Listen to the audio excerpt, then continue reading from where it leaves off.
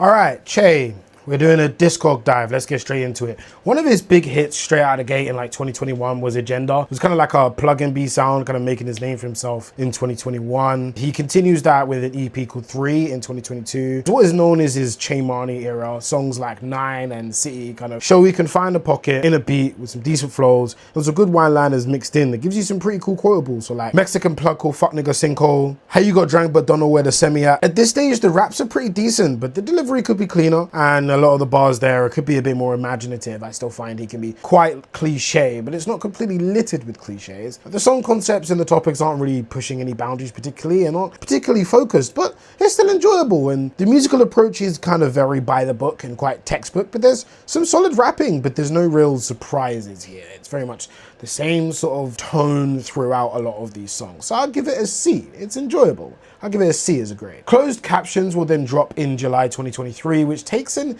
interesting piece from like the EDM trap sound of the 2010s. So take Flostradamus, RL Grime, Bauer, and then brings that plug-in B sound with it and merging it with some other interesting sounds and some like Chicago trap drums, for example. The rapping feels a bit more disjointed to accommodate for a lot of the drum patterns that he's using. On songs like Canary, for example, where his flow feels a bit more jagged. He's doing a lot more with voice, but he's saying less, and it shows. The lyrics across the project are mostly kind of bland cliches, but that's not really where the value of his music is at this point and further into the discography. Maintaining the energy and the vocals, in a sense, is what matters more, and the rapping kind of acts as a placeholder for the euphoric melodies that he's running with in a lot of these songs. On Frank Ocean, his flows, it's a bit more unnatural, like he's chasing the beat a bit, but he's not actually out of time. It's just a pocket that he sits in order to make it work. But I just don't think it sounds that great. I feel like it's another C grade for this one, but you can see the beginning of the evolution in the sound and coming towards what we know today. Then we get to Before Kruger in October 2023, and it's like a two-pack where he starts playing with vocal styles, switching between a lower and a higher register, but the cadence suffers a bit as a result. But I feel like there's kind of the further developing on the evolution that we see up until today. And then you get the true kickstart of a lot of that evolution with Kruger, and that EP kind of drops like October 2023. Like the drum patterns start to get a bit more erratic, the combination of sounds starts to get more ambitious, and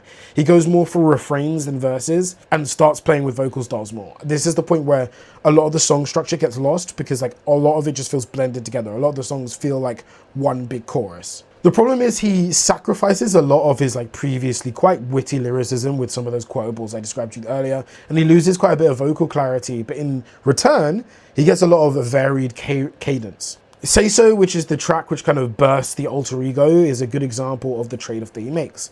It's a lot more ad-lib heavy than his previous work, but the variety of vocal styles and the vocal layering gives you quite a lot of surprises. This is where it's a lot less textbook. Sayso Says is his magnum opus. Something clicks. This is when he starts to go a bit more freeform, for better or for worse. The opening track, like the flows are just quite abrasive, but it gives a showcase into the variance in the production. And mid-song, it keeps you on your toes, kind of switching instrumentation. There's a thing called Pulling a Disney, where he does with the 808s, where he basically pulls that particular instrument, in this case the 808s, either up or down an octave, which basically flips the vibe. It's called Pulling a Disney. A lot of producers will know what I refer to with that. Get Naked has a vocal sample that's like kind of buried in the nicks, and at some point it kind of just sticks out like a sore thumb, but it kind of fixes itself in the outro when a lot of the rap vocals are involved. The interlude does a really good job of telling the audience like, hey, this is time to switch gears. It kind of very much dictates to the audience what's going to happen next, which I feel like is a bit more necessary with music these days. The second half of the project kicks off with some like really cool like glitch synths with It's My Party, I'll Die If I Want To, which is a reference to a quote from the movie Casper and this little musical number they're doing, which is a cool idea, but the rapping doesn't really do much with this idea, so the song concept kind of falls a bit flat. Children Shouldn't Play With Dead Things is another interesting nod to an old horror comedy of the same name, but yet again, the actual rapping itself doesn't really do much with the horror elements, where I feel like there's some elements of tone that tries to take from horror rap, but in terms of the lyrics themselves, it doesn't really do much because it's still stuck with a lot of the same cliches.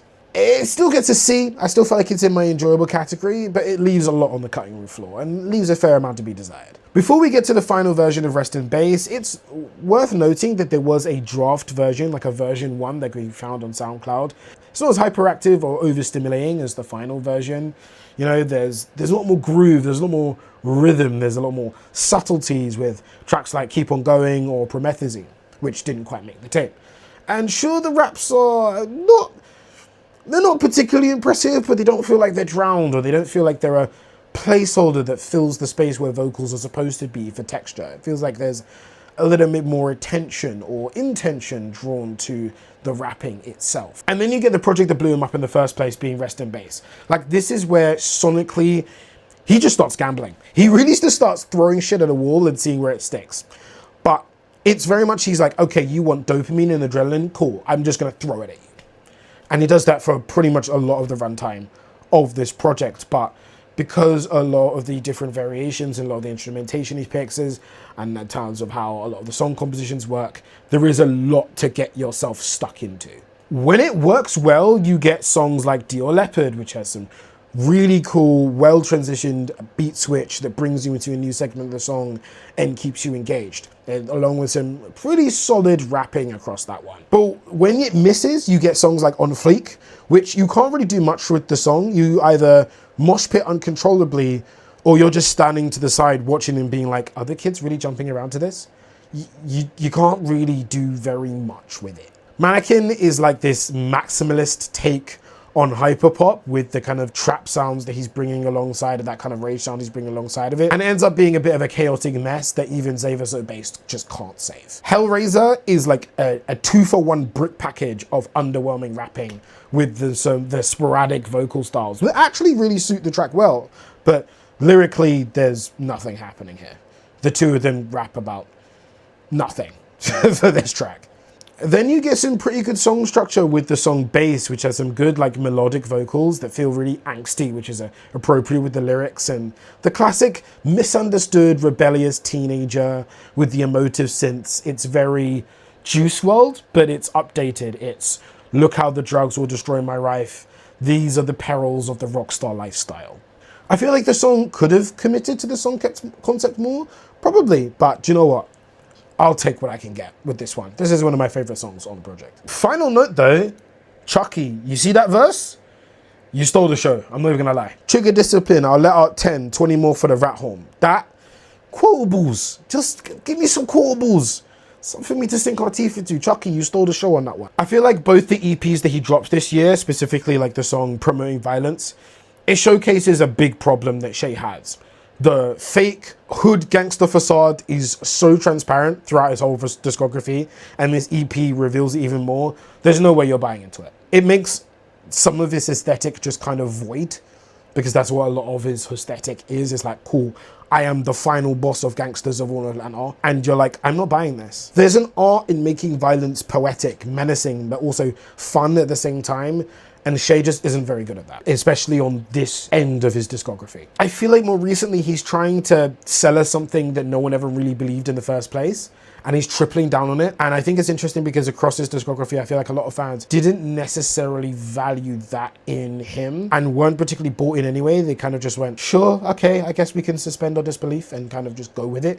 I feel like the only time you're really buying it, if you're kind of like an insecure, terminally online teenager pulling the same facade as him. But other than that, you're not really buying it and you don't really care. But now he's tripling down on it.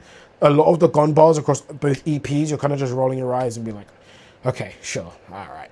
You're not shooting anybody, just wrap up. But I feel like that's kind of how I feel about his discography as a whole. I feel like he gets to a point where he plays into what a lot of the US underground rage scene wants, and it distracts from what he would have been able to develop in terms of his penmanship, which is often quite lacking, but the lyrics for those fans are just a placeholder. It's there. It's there to say that, yeah, he does rap, even though he's not really saying much across a lot of these projects, even though the song concepts do set him up for some interesting ideas that he can play off with a lot of the lyrics, but he just doesn't. Even then, if you take some of the lyrical ability he shows in his earlier, less imaginative Plug and B works, there is traits of that there.